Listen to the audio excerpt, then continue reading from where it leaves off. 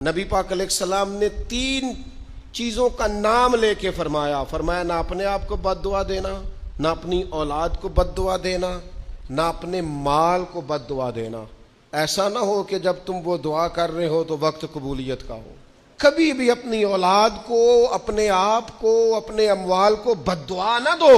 کیوں ایسے جملے بولتے ہو؟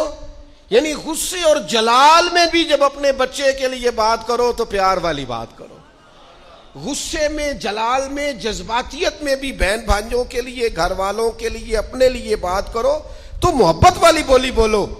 کبھی بھی اپنے لفظوں کو سخت نہ کرے۔ ہمارے ہاں 1 منٹ لگتا ہے، لوگ کہتے ہیں اللہ کرے میں مر جاؤں، اللہ کرے میں تباہ ہو جاؤں، اللہ کرے میں… او بھائی تو ٹھہر جا، اللہ تعالیٰ نے زندگی تجھے اپنے فضل سے عطا فرمائی ہے، تجھے کیا مصیبت بن گئی ہے، تو کہاں سے نکلا ہے، تو کہاں پہنچ گیا ہے، تو کیسے کہتا ہے میں مر جاؤں؟ تو اپنی جان کا مالک ہی نہیں۔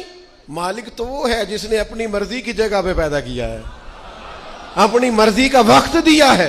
تو کیسے کہتا ہے میں مر جاؤں؟ نہیں، تو مر سکتا، اپنی مرضی سے مرے گا تو خودکشی حرام ہے، اور رب رسول کے راستے میں مرے گا تو شہادت کی موت نصیب ہوگی، ہمیشہ کی زندگی ملے گی۔